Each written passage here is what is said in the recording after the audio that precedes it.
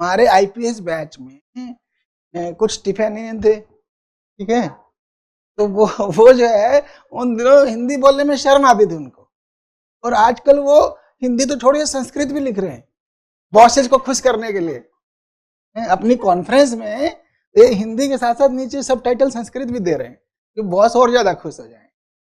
मतलब ऐसी नौबत आ गई है कि स्टीफेनियन इंग्लिश छोड़ करके अच्छे से हिंदी पे उतर आए हैं। देखिए हमारी मदर टंग हिंदी है, 10वीं तक हमने हिंदी पढ़ी है, तो वो बट नेचुरल है कि थॉट प्रोसेस हिंदी में ज्यादा होगा। पहले क्या था ना, शुरुआती दौर में जब हम यूपी में थे तो महिला पुलिस थी, 1-2% होते थे, और उनका यूज था कि सिर्फ जो विमेन एक्यूज्ड लोग हैं उनको बस लेकर के जाना है, तो वो उनका कॉन्फिडेंस क्या होगा, वो तो सोचेंगे हम तो खाली इसकी एस्कॉर्ट ड्यूटी में रह गए और कोई बड़ा काम नहीं है। और वो देख रहा है इतने लोग जा रहे हैं, बगल में एक आदमी रात भर मरने वाला है, तो किसी को चिंता ही नहीं है, वो बड़ी इज बोदर्ड। सबको दिख रहा है कि रास्ते में बैल खड़ा है, आदमी है कि थोड़े इतने सारे लोग थे स्पोर्ट्समैन, तो धक्का देंगे निकल ही जाता, फिर क्या पता उसने जानबूझ के ऐसे ही फंसा रखा हो, है कोई एक्सीडेंट फंसा भी ना हो। सर मैंने ऐसा देखा है कि चाहे कितना भी नोट्स पढ़ लो, किताब पढ़ लो, रट लो, लेकिन जब क्वेश्चन आता है ना कहीं जब आंसर लिख रहे होते हैं और 3 घंटे में इतना सारे आपको वर्ड्स लिखने हैं, तो वह कहीं ना कहीं अपना पर्सनल ओरिजिनल माइंडसेट झलक ही जाता है। कितना भी छुपा ले कोई बच्चा, वो ओरिजिनल माइंडसेट झलक ही जाएगा आंसर में, और आपका आंसर जितना ओरिजिनल होगा उतने अच्छे ना। ऐसे ही हम इंटरनल सिक्योरिटी में गलती करते हैं। बहुत से लोग पूछते रह जाते हैं, लेफ्टिस्ट है, राइटिस्ट है, सेंटर है, बीच का लिखना है, हमें बैलेंस्ड लिखना है। भाई मेरी किताब पे भी एक बड़ा सवाल लगाया, जितने अरुंधति रॉय वगैरह जितने भी लोग हैं, इन लोग के ह्यूमन राइट्स ना वन साइडेड है,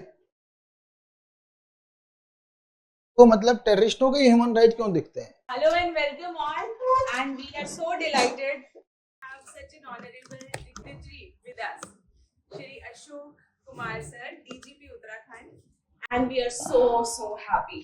मतलब I don't know if anybody has yet had an opportunity इतनी बड़ी डिग्निटरी से मिलने की। First time? Yes, sir.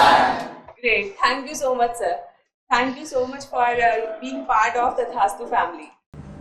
So, sir, आपका एक्सपीरियंस इतना रिच रहा है, आपका from preparation till an IPS officer and then being the DGP, and then of course you'll be retiring soon.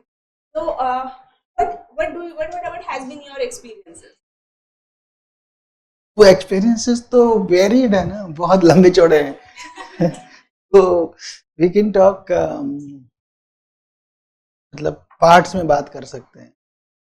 तो एक चीज आपसे बहुत पूछनी है, हमारे पास तो बहुत सारे हिंदी मीडियम के बच्चे हैं, हाँ जी, और सर वो हमेशा थोड़ा अंडर कॉन्फिडेंस में आ जाते हैं कई बार कि हम लोग पता नहीं सिविल सर्विसेज कर पाएंगे नहीं कर पाएंगे, इंग्लिश मीडियम वालों के लिए ज्यादा आसान है।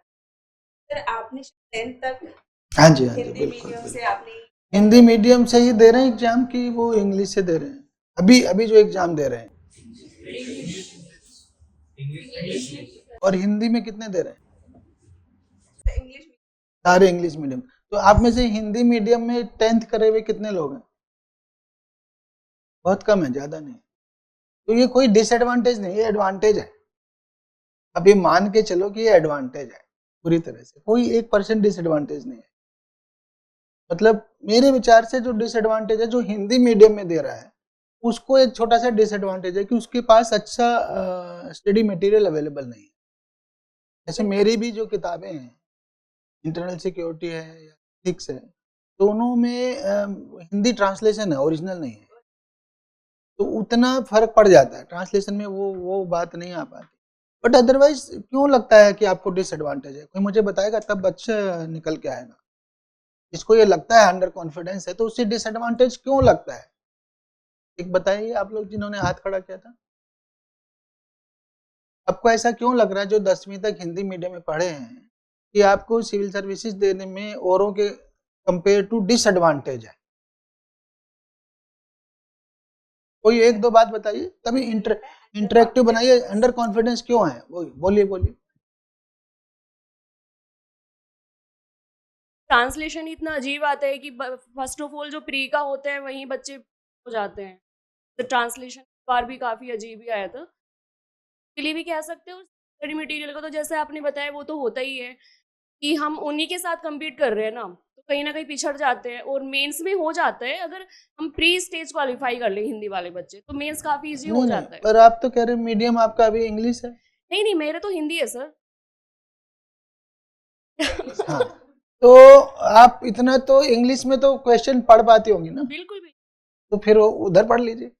नहीं सर, पढ़ सकते हैं, लेकिन सर बाकी बच्चों के लिए तो प्रॉब्लम होता ही है ना कि हम कर नहीं पाते या ट्रांसलेशन में मैं इशू हो ये जाता है। सबको, आप सबको भी एडवाइस दे रहा हूँ, बहुत बड़ी एडवाइस है। कई बार ही आपको क्वेश्चन इंग्लिश में समझ नहीं आता है, इंग्लिश मीडियम में भी, तो उसका हिंदी जरूर पढ़ लेना चाहिए। कई बार वो ट्रांसलेशन से क्लियर हो जाता है और कोई शब्द ऐसा आ जाता है कि उसमें मीनिंग छुपा होता है, तो ये हमें जरूर से जरूर करना चाहिए। अच्छा, दूसरा जो स्टडी मटेरियल के लिए आई डू एग्री, ये कमी है और टाइम नहीं रहता। वैसे तो मैंने इंटरनल सिक्योरिटी बुक को तो अपनी परफेक्ट कर लिया है। हाँ, इनमें 2-3 राउंड लगे, तो टाइम मेरे पास नहीं। मेरे तो हिंदी इंग्लिश से भी अच्छे है, तो हिंदी मीडियम में पढ़ा हुआ हूँ 10वीं तक, तो परंतु टाइम नहीं था। अब जब टाइम लगा करके वो मटेरियल अच्छा होना जरूरी है, वो कमी है, उतना तो आपको एक्स्ट्रा हार्डवर्क करना पड़ेगा, अदरवाइज अंडर कॉन्फिडेंस की कोई जरूरत नहीं। देखिए आज के टाइम में मेरी सोच ये है, हमारा देश का ना रेनेसां आ रहा है, second round, second phase of renaissance, पुनर्जागरण जिसे बोलते हैं। पहला फेज कौन सा था? आप मत बोलिए, पहला फेज कौन सा था? इंडिया के पुनर्जागरण का फर्स्ट फेज कौन सा था? नहीं, हाँ? हाँ? राजा राम मोहन राय और विवेकानंद, उस पीरियड को इंडियन रेनेसां कहा जाता है। हम लोगों ने दोबारा उठना शुरू किया, kind of we started no, भी हम भी महान थे कभी। तो उन्होंने बेचारों ने कहना शुरू किया कि हम महान थे, अब दुनिया कह रही है कि इंडिया महान था। दोनों में फर्क हो गया ना। दैट टाइम वी स्टार्टेड, और अब वो दुनिया की समझ में आ गया कि ये सब तो 1000 साल पुरानी सिविलाइजेशन है। अमेरिका कनाडा तो 500 साल पुराने, तो हम तो कहीं 1000 साल पुराने। तो उनको समझ आ गया कि इनके इसमें डेप्थ है। तो अब जो सेकंड फेज आया ना ऑफ रेनेसां, जो अभी प्रेजेंट गवर्नमेंट से आप समझ लीजिए, उससे उसके द्वारा इसको लेड है, या बाय नेम समझ लीजिए, मोदी जी का इस चीज में बड़ा वो है, तो इंडिया वर्ल्ड में सुपर पावर बन रहा है। तो वो जो सेकंड फेज है, उसमें एक तो चीज बड़ी हुई ही है कि हमारा कॉन्फिडेंस लेवल दुनिया में बढ़ा है।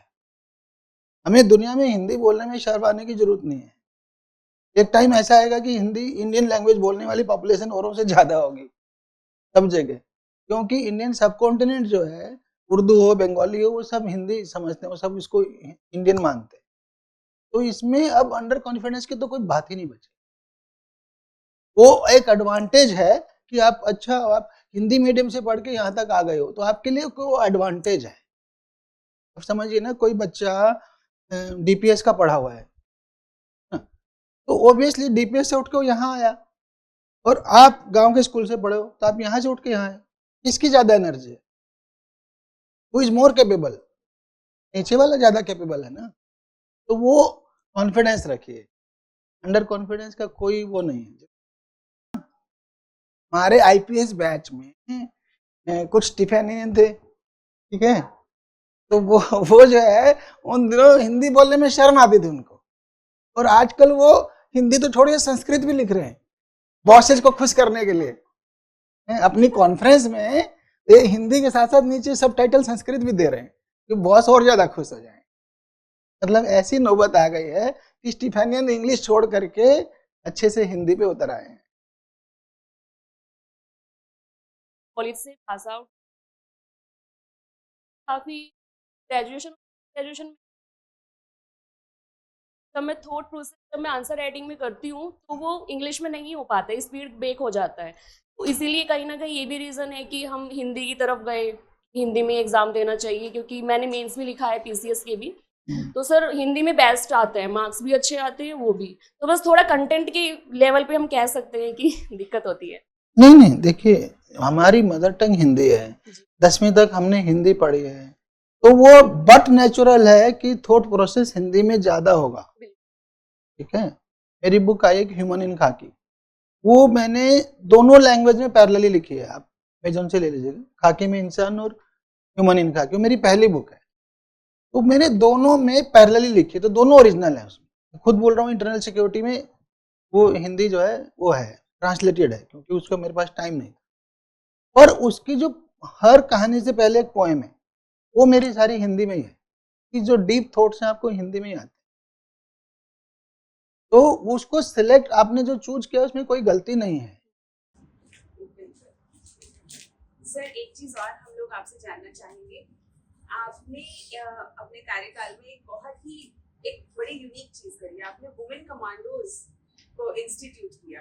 जनरली पुलिस में ऐसा माना जाता है दैट वुमेन आर नॉट मतलब they are always relegated to the subordinate position somehow because of whatever, चाहे वो पावर के लिए कह लीजिए, चाहे वो स्ट्रेंथ के लिए कह लीजिए, लेकिन आपने पूरी यूनिट बनाई, women commando unit.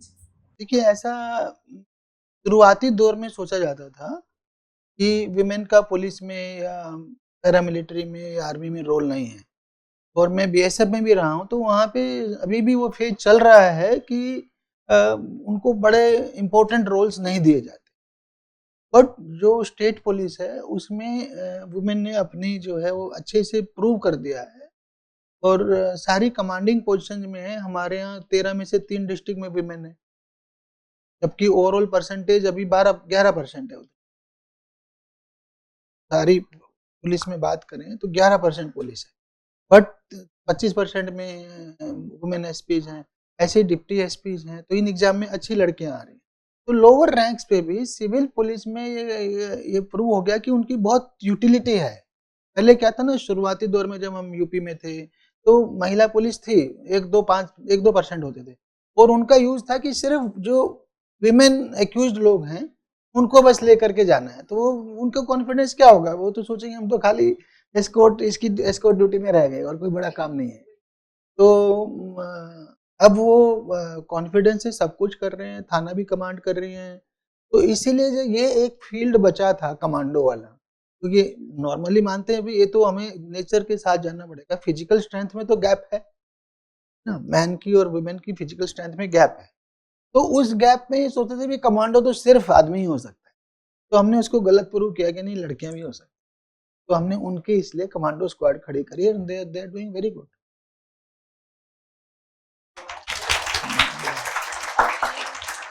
Commendable step, because अभी तक ऐसा सुना नहीं था। सर एक बात और, जैसे आपने एथिक्स की बुक भी लिखी है और एथिक्स में आपकी पकड़ ऑफ कोर्स आपके इतने एक्सपीरियंस से आपकी आई है, तो सर ऐसे कौन से एथिकल डिलेमास 2 या 3 जो आप ऐसा हमारे साथ शेयर कर सकते हैं, जो आपको कभी सर्विस के दौरान आए हो कि यहाँ पे थोड़ा फंस गए एथिक्स के अंदर? देखिए, एक तो एथिकल डिलेमा टर्म ना आजकल मैं देख रहा हूँ एग्जाम में कई बार गलत ढंग से भी यूज हो रहा है। वो 4-5 ऑप्शन को सबको डिलेमा मान के चल रहे, वो नहीं है। एथिक्स पेपर में और इंटरनल सिक्योरिटी पेपर दोनों, कितने लोग आप में से जो कुछ तो यंग बताए गए मुझे हैं, कितने लोग हैं जो जैसे आपने मेंस दिया है ऐसे कितने लोग हैं जो मेंस दे रहे हैं या देने वाले हैं या दे चुके हैं? हाँ, नहीं दे चुके हैं कितने लोग हैं, या जिन्होंने प्रीलिम्स देने वाले कितने? प्रीलिम्स 2024। तो मैं बताता हूँ, ठीक है, तो आप अभी से तैयारी कर ही रहे हो। एथिक्स एग्जाम में हमारे कई लोग बहुत गलती करते हैं, मुझे बैलेंस्ड आंसर देना, और ऐसे ही इंटरनल सिक्योरिटी में तो वो थॉट कहीं ना कहीं गड़बड़ है। बैलेंस क्या मतलब, मैं एथिकल नहीं होना है, अनएथिकल के बीच का बैलेंस निकालना है क्या? वो बिल्कुल, ये एग्जाम आया इसलिए कि they want the most ethical person to be in the civil service. तो हमें उसमें से सबसे एथिकल आंसर ही चूज करना है। कितने ऑप्शन है ना, एक ऑप्शन होगा मोस्ट अनएथिकल ना, एक ऑप्शन होगा मोस्ट एथिकल, फिर 2-3 ऑप्शन बीच के भी हो सकते हैं। मैं ऐसा कर लूंगा, ऐसा नहीं होगा, ऐसा कर लूंगा। वो सारे बीच के ऑप्शंस को गायब करके आपकी ओर से तो मोस्ट एथिकल आंसर ही होना चाहिए। कभी कभी डिलेमा आती है कि एथिकल आंसर भी एक से ज्यादा हो सकता है, तो वही एथिकल डिलेमा है, बाकी नहीं है। बाकी तो ऑप्शन है, बाकी में डिलेमा नहीं है कहीं भी। समझे कि नहीं समझे? डिलेमा की हिंदी क्या होती है? दुविधा। तो दुविधा तो वहां है ना, मेरे को निर्णय लेने में वो प्रॉब्लम हो रही हो, तो जब मेरे को इतना तो क्लियर होना चाहिए ना कि मुझे निर्णय सही लेना है। वो अनएथिकल तो डिलेमा में नहीं है, डिलेमा का पार्ट नहीं है, ये हमेशा याद रखिए। सर वो ऑप्शन भी नहीं होना चाहिए, वो बच्चे को साफ लिख देना चाहिए कि this is something which I will never do. तो उसमें आता है ना सर कि मैं ब्राइब ले लूंगा, उसके प्रोज एंड कॉन्स बताओ। तो इसके जो सबसे बड़ी बात यह है कि रूल पोजीशन को देख करके डिलेमा जाते हैं। कई बार रूल जो है ना, आपको क्वेश्चन भी पूछे गए हैं कि रूल्स आपको इस तरह के हो जाते हैं कि लगता है कि आप इसमें हेल्प नहीं कर सकते, और आपका मन बोलता है कि हेल्प होनी चाहिए, तो वो डिलेमा है। जैसे क्वेश्चन पूछा था, मैं किताब लिखी है कि उसकी मान लिया कोई हैंड टू माउथ है, के पास खाने पीने को कुछ नहीं है, और उसको अगर ओल्ड एज पेंशन नहीं मिलेगी तो कुछ सर्वाइवर ही उसका मुश्किल है, या और 10 प्रॉब्लम होंगी, और पर आप उसकी एज पूरी नहीं हुई तो आप कैसे दे दोगे? बट वो ज्यादा नीडी है, बहुत सारे लोग हैं जो जिनको उसकी जरूरत भी नहीं, जबरदस्ती लेते रहते हैं। तो ऐसे में वो डिलेमा है कि उसके लिए क्या करें। तो कई बार हमें रूल्स को ब्रेक तो नहीं कर पाएंगे, सर चेंजेस में लाइक क्या करेंगे? तो चेंजेस कर सकते हैं। एग्जैक्टली सेकेंडली करेंगे कि हमारे जो लॉज कट पॉलिसीज में अमेंड किया जाएगा, स्लाइटली पॉलिसी अमेंड करने में लग जाएंगे। यस आप में से परीक्षा कहानी कितने लोगों ने पढ़ी है? परीक्षा करके कहानी मुंशी प्रेमचंद। सर ये मुझे लग रहा है अभी नए नए परीक्षा में ही आए। हाँ, तो मैं आपको उस कहानी को 5 मिनट में सुनाता हूँ, उससे आपको ना पूरा एथिक्स पेपर समझ आ जाएगा, ठीक है, एक कहानी से। तो इसका तो सॉल्यूशन ये है कि कुछ रूल्स तो आप ओवरलुक कर सकते हो, कुछ को कर ही नहीं सकते, कि हमें तो 34 साल प्लस हो गया सर्विस में, तो ओवरलुक जिनको कर सकते हो वो चीजें होती है। जहाँ एज है, आप एज थोड़ी घटा बढ़ा लोगे, आप ही फंस जाओगे, आपका बाबू फंस जाएगा, अभी तो ये तो पॉसिबल ही नहीं है। तो कुछ तो इस तरह के रास्ता हो सकता है कि आपने 50 ऑप्शन है डिस्ट्रिक्ट मजिस्ट्रेट पे, किसी कंपनी से CSR करा दिया, नहीं, इतना इजी ऑप्शन है। इस तरह के रास्ते निकालना, रास्ता जरूर निकालना। रास्ते तभी निकलते हैं अगर आप करना चाहते हैं, तो रास्ते निकल। मैं कहानी सुनाता हूँ, और ये किताब आप खाकी में इंसान, ह्यूमन इन खाकी, जिसको इंग्लिश पसंद है ह्यूमन इन खाकी, वो पढ़िएगा। तो वो पूरी किताब में 16 कहानी, और वो यही दिखाया कि कैसे विल पावर है तो हम डिलीवर कर सकते, तो मोटिवेशन मिलेगा आप सबको, इसलिए मैं बोल रहा हूँ। तो ये जो परीक्षा कहानी है, मुंशी प्रेमचंद की कहानी है।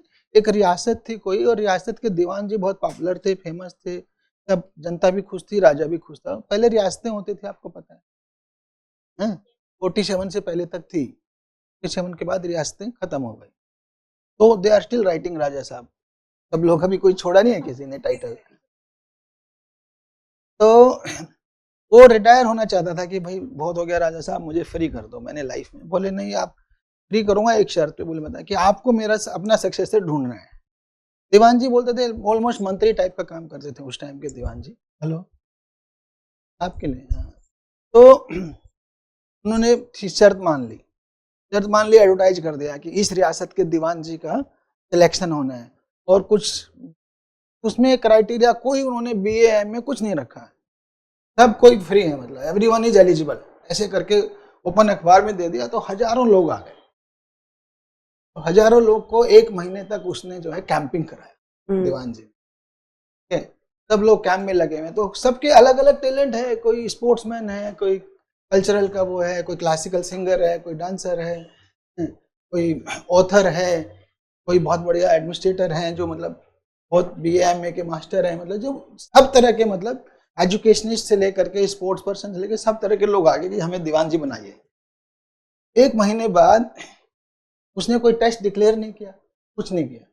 1 महीने बाद एक बार इन लोगों ने आपस में एक हॉकी मैच रखा, 2 टीमों ने, और बाकी जनता देखने चली गई, most of the group was there. और उस मैच से वापस लौट रहे थे तो रास्ते में एक छोटा नाला या नदी फाइनल उस टाइप की थी, उसमें एक गाड़ी फंसी हुई थी, बैलगाड़ी। और ये जनवरी के दिन थे, बैलगाड़ी थी, 2 बैल थे और बैलगाड़ी वाला था, हाँक रहा था। दे वर ट्राइंग और वो गाड़ी निकल नहीं रही थी, फंसी हुई थी। Everyone passed through that, almost everyone. और एक बंदा था, पोलियो था उसके पे, थोड़ा पीछे भी था ग्रुप के। तो उसे देखा, उसने कहा अरे फंस गए, शाम हो गई। वो गया उसके पास, बोले क्या कर सकता हूँ मैं, बोले उन्होंने कहा मैं तो बहुत ट्राई कर लिया, हो नहीं रहा। बोले आप एक ट्राई और करो, रात भर तो रहोगे तो मर जाओगे भाई, तो जनवरी है, ठंड। हाँ। तो उसने कहा अच्छा ठीक है, मैं हाँकता हूँ और तुम पीछे से पुश करो। तो ट्राई करते हैं, ट्राई से करके वो पार हो गई गाड़ी। अगले दिन जो है इसका सिलेक्शन हो गया, समझे आप। तो एथिक्स की कहानी यही है।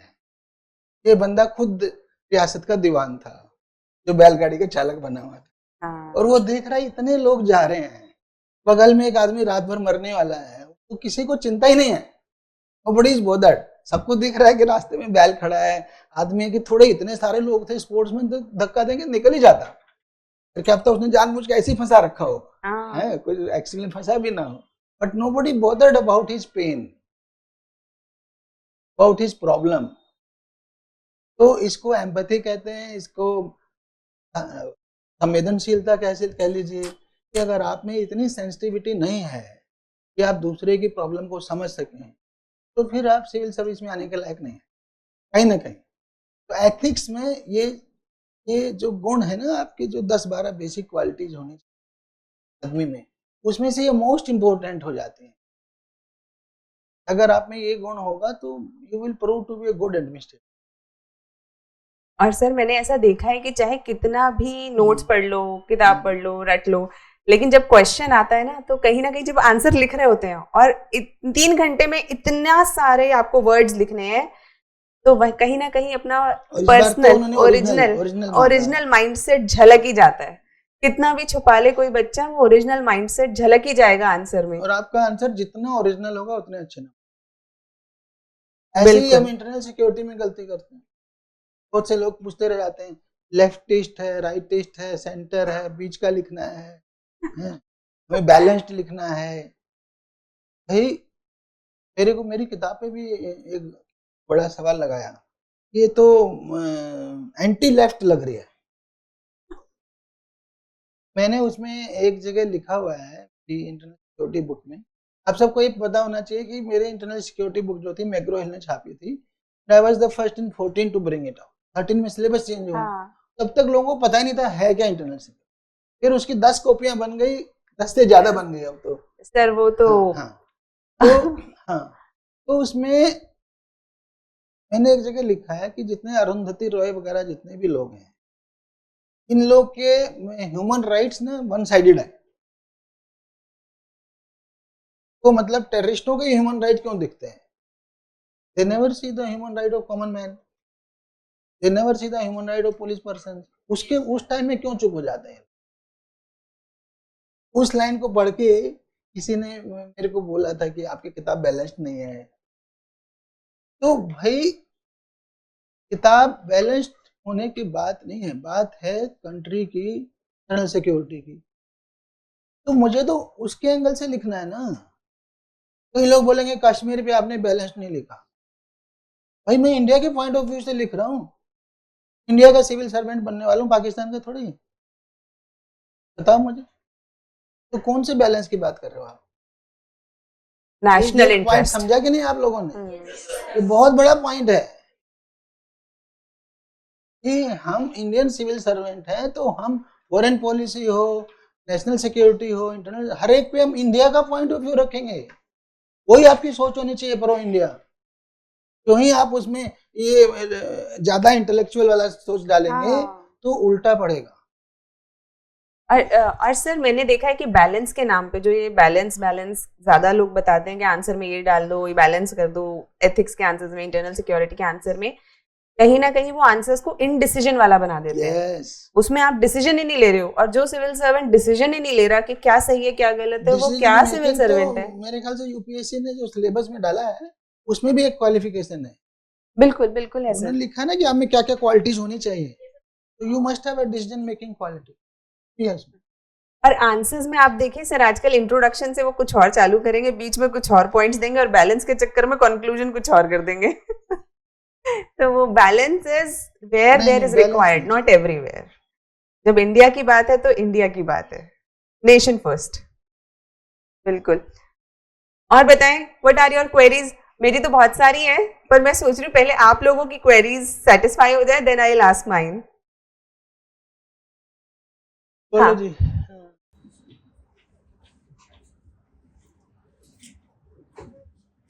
नमस्ते सर, मुझे लगता है सर कि आज का दिन मुझे सबसे शानदार दिन है, सबसे ज्यादा पावर। अरे पावरफुल नहीं, हेल्पफुल बोलिए। सर मेरा क्वेश्चन एक मतलब जैसा कि कोई बात हो रही है, वो बता रहे थे कि यूपीएससी में जाने के बाद मुझे नहीं पता कितना गलत है कितना सही है कि आपको सीनियर्स अगर अनएथिकल जो छोड़ के गए समय काफी मुश्किल होता है।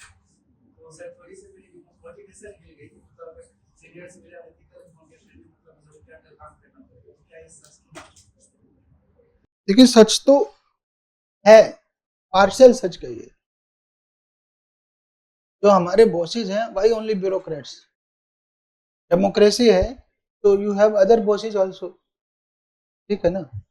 तो ये पॉसिबल है कहीं भी कि आपके बॉस जो है उतने एथिकल ना हो जितने आप चाहते हैं, but if you are ethical तो रास्ते हैं, हर चीज के रास्ते होते हैं।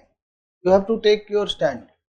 प्रॉब्लम यही है कि हम ही लोग जल्दी जल्दी चेंज हो जाते हैं। Most of the people who come to Spine नहीं रख पाते। हाँ, हम ही लोग स्पाइनलेस होते चले जाते हैं धीरे धीरे कुछ लोग। तो अदरवाइज अगर आपको आप अपना रास्ता चुनते हैं और अगर आप एक्चुअली एथिकल रहना चाहते हैं तो सब रह पाते हैं, जैसे रह सकते हैं। मैं एक बात बताती हूँ आप सबको, सर विजिलेंस डिपार्टमेंट सर ने हेड किया है, और उस वक्त पे उन्होंने 50+ सिविल सर्वेंट्स को करप्शन के चार्ज में जेल भी भिजवाया है। He has been a flag bearer for clean administration, for always clean policing, clean administration. Sir मेरी दूसरी क्वेश्चन ये है, हाँ? सिविल सर्विस वैसे सिविल सर्विसेज को सिर्फ और सिर्फ एक मींस के रूप में देखना चाहता हूँ अपने जीवन में आने वाली स्पेसिस तो आप जरा मुझे ये बताइए कि मतलब सफलता का एक्चुअल मीनिंग क्या होता है और इंसान को किस तरीके से अगर अपना आने वाला स्पेसिस का प्लान करना चाहिए ताकि सर आने वाले समय में एक बेहतरीन संतुष्ट जीवन से मेरा अवसर को करने वाला।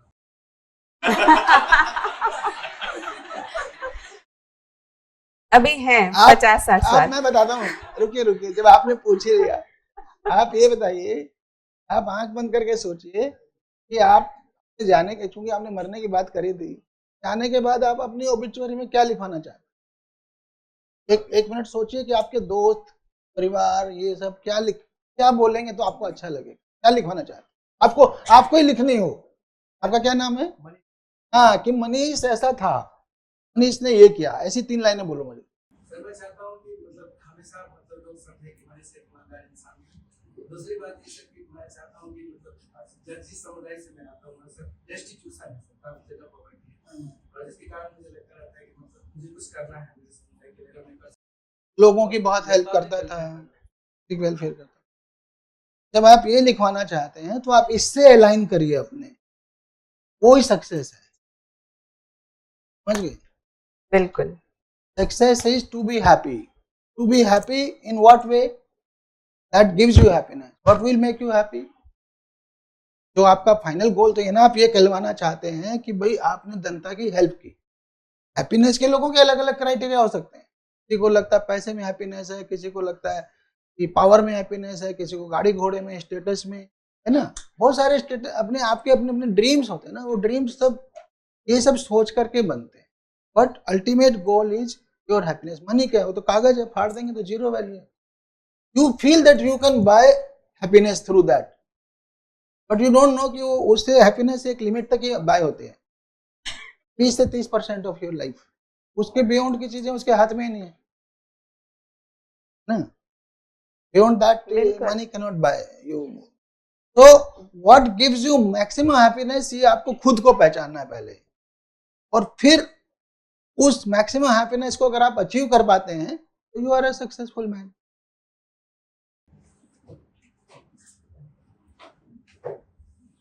सर मेरा एक सिंपल सा डाउट ये है, क्योंकि सबके लाइफ में रहता ही है, वो भी यूपीएससी की तैयारी करता है सर। जब शुरू में पता चला कि यूपीएससी का एग्जाम भी होता है, उससे आईएएस आईपीएस बड़ी बड़ी पोस्ट बनती है, उस पोस्ट पे रह के हम बहुत कुछ ऐसा कर सकते हैं, तो अच्छा सा लगा था। मगर अगर अब कोई पूछता है कि तुम क्या करना चाहते हो, सिंपल जवाब है कि यूपीएससी करना है, भरोसा है कि कर लेंगे।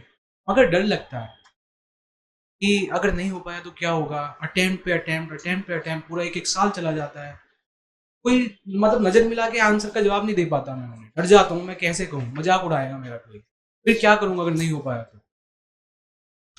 ये दुविधा तो जरूर है और सही भी है, बैठिए आप। हाँ, पर मैं ये जरूर कहना चाहता हूँ कि यूपीएससी को जो जो चाहिए ना, पहले तो अपना SWOT एनालिसिस करिए। SWOT जानते हैं ना, स्ट्रेंथ्स क्या है मेरी, वीकनेसेस क्या है मेरी, अपॉर्चुनिटीज क्या है मेरे पास, वो उसके हिसाब से अपने को, हमें अपना गोल को अलाइन करना हो। जैसे ना कि कोई बंदे का नेचुरल टैलेंट भी होता है और उसको क्रिकेट खेलने का है नहीं, तो जितना भी कोशिश करेगा सचिन नहीं बन पाएगा। तो कुछ नेचुरल टैलेंट है हमारी सक्सेस में 35%, फिर हार्ड वर्क है, स्मार्ट वर्क है, फिर थोड़ा लक फैक्टर भी है। तो यूपीएससी में भी लक ऑब्लिक चांस फैक्टर थोड़ा ज्यादा है, इसलिए कभी कभी हम इसे क्या बोलते हैं, unpredictable PSC, unpredictable service commission. उससे भी बड़ा बोल देते हैं उल्टा पुल्टा सर्विस कमीशन। तो उस फैक्टर के बावजूद वो फैक्टर मैक्सिमम 15% है लाइफ, एक ओवरऑल मैंने एवरेज बताया आपको। तो जो पहला फैक्टर है वो आपके फेवर में है कि नहीं, आपका नेचुरल टैलेंट है कि नहीं, how much do you score, SWOT analysis करा आपने बेटा? How much do you score in 10th 12th and all.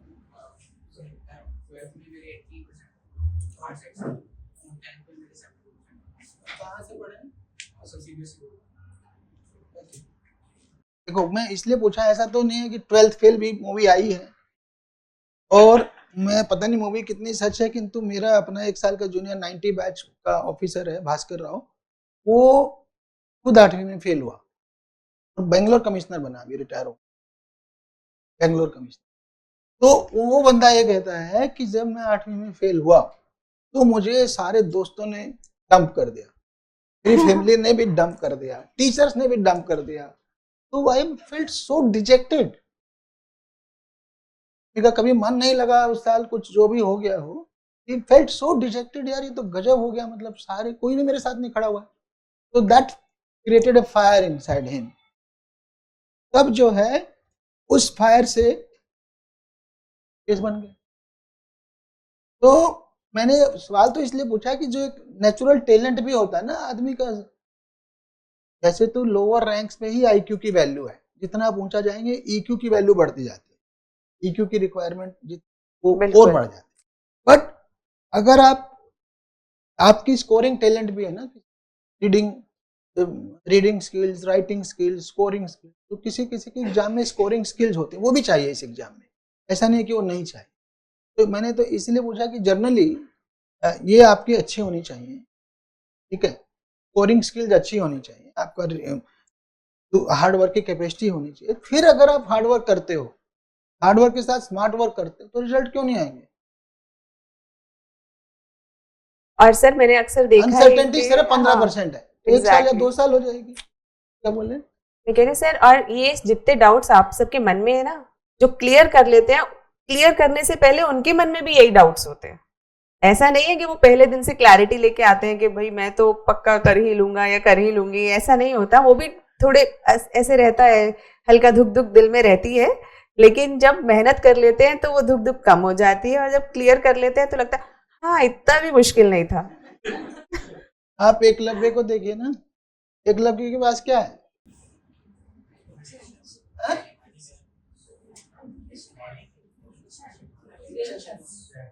हाँ? Practice। मतलब उसके पास तो बेचारे के पास समझ लीजिए इतना भी संसाधन नहीं है कि उसे कोई अच्छा स्कूल दाखिला दे दे। हैं? यही तो है ना, he belongs to such a poor family कि उसके पेरेंट्स उसे स्कूल भी नहीं ले जा सकते, गुरुजी भी रिजेक्ट कर देते, कहाँ से आ गया, ये स्कूल में एडमिशन नहीं मिलेगा, बाहर। हैं? और फिर देखो उसने क्या किया। तो मतलब उसके पास सारे तरह के संसाधनों की कमी है। Still through sheer will power and practice he rises to that level कि गुरु और चेला the best in the world दोनों थ्रेटेंड हो जाते हैं। ये कहाँ से आ गया, ये तो हमसे भी आगे निकल गया। तो हार्ड वर्क और स्मार्ट वर्क से सब होगा। सर मुझे और लगता dedication। है आजकल के जो बच्चे हैं ना, ये थोड़ा ना और ज्यादा फियर साइकोसिस के अंदर आ गए हैं, या जिसे कहना चाहिए ज्यादा कंफ्यूज्ड है। जैसे इन्हें इंस्टाग्राम भी करना है उसी वक्त पे, और पढ़ना भी है, फिर इन्हें लगता है कि अच्छा हमने नई मूवी नहीं देखी तो उसका भी फोमो हो जाता है। तो वो जो हमारे समय में जिसे कहते हैं ना, वो डेडिकेशन, एक फोकस जिस तरह से था, वो मुझे लगता है अब शायद इतना कम हो गया है। तो सर अगर इन्हें फोकस्ड रहना हो अपनी लाइफ में, what is your Mantra for that?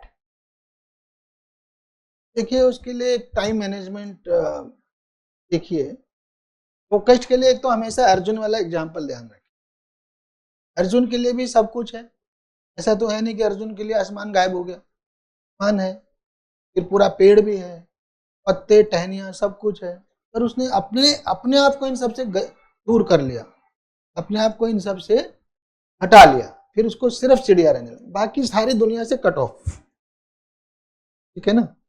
और लास्ट में चिड़िया की भी सिर्फ आंख दिख रही है। तो फोकस की तो ये वैल्यू है, आप समझे। फोकस जब उतने हाई लेवल का फोकस होगा तभी रिजल्ट्स आएंगे। अब आप सोच रहे हो मैं पूरी दुनिया के बारे में भी जान लूं, फिर ये भी कर लूं, फिर ये भी, तो वो तो आपको सिर्फ और सिर्फ एग्जाम पे आना पड़ेगा, एग्जाम तब ओरिएंटेशन। उसके रिजल्ट आएंगे। टारगेट मतलब ये मेरा लक्ष्य है, वो उसकी आंख, चिड़िया की आंख, तब रिजल्ट आएंगे। समटाइम इतनी एक्सटर्नैलिटीज हो जाती, अनसर्टेनिटीज होती हैं।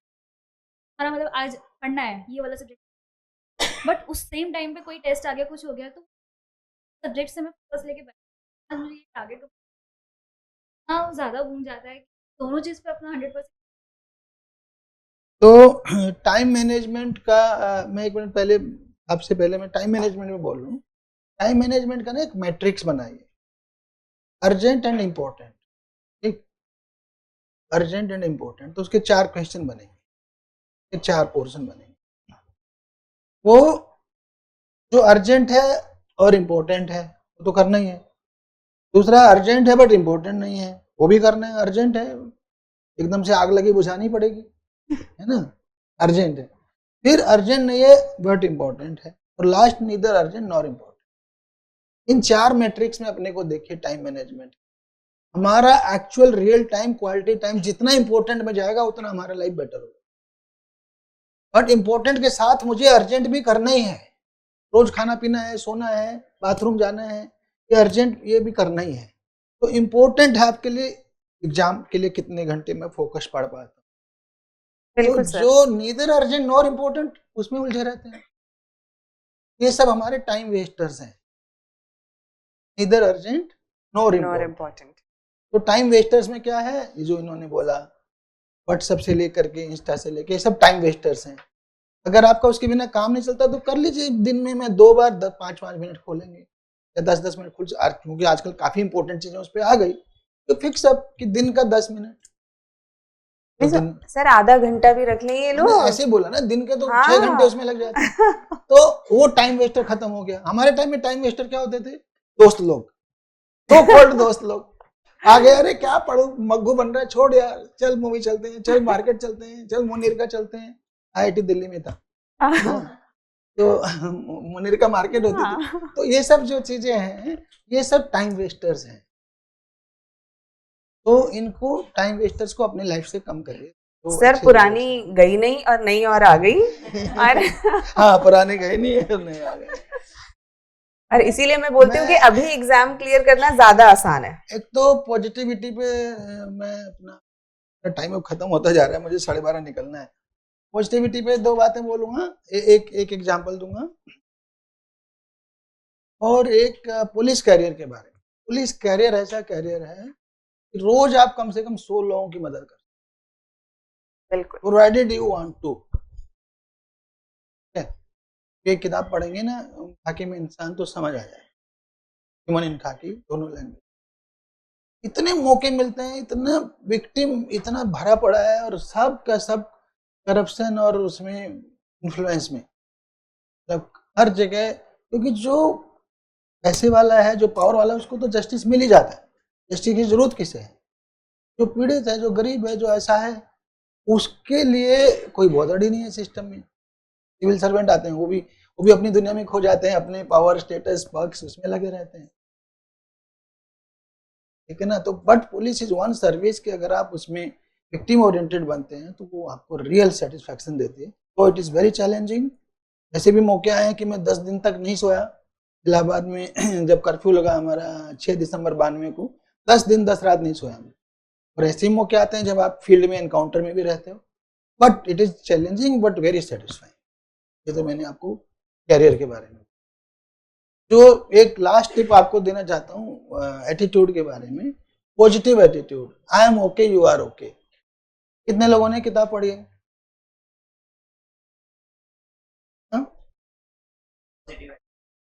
नहीं, ये बुक किसने पढ़ी? I am okay, you are okay. तो ये किताब का जिस्ट मैं 3 मिनट में बताऊंगा, फिर आप लाइफ में पॉजिटिव हो जाएंगे। कोशिश मतलब, और यूपीएससी का एक क्राइटेरिया वो भी है, you don't want a negative person. पूरे इंटरव्यू का मतलब ये होता है कि नेगेटिव एटीट्यूड वाला ना आ जाए, जबकि उसके बावजूद भी आ ही जाते हैं। वो तो क्योंकि 5 लोग कितनी देर में क्या निकाल लेंगे। तो अगर उन्हें पता चल गया तो सीधे 50 देते हैं 250 में। और हमारे टाइम 250 था, 250 हो गया, तो 50 नंबर पे ले आता कि इसमें ये प्रॉब्लम है, नेगेटिव एटीट्यूड। जैसे बहुत एरोगेंस नेगेटिव एटीट्यूड है, डिप्रेशन वो भी नेगेटिव है। बिल्कुल, ये सारी चीजें नेगेटिव है। तो I am okay, you are okay का भी एक मैट्रिक्स बनाया मैंने, जैसे अभी टाइम मैनेजमेंट में बनाया कि I am okay, you are also okay, is positivity. मैं ठीक ठाक बंदा हूँ, सामने वाला भी ठीक ठाक है, let's be positive, let's take care of each other. The moment I start thinking I am okay, you are not okay, गड़बड़ हो गया। फिर झाड़ झंकार सब शुरू होगा। क्या लेकर आए, उठा के फाइल फेंका, ये फेंका, डांट लगाया, ये सब शुरू होगा। तो उसके मन में क्या आएगा?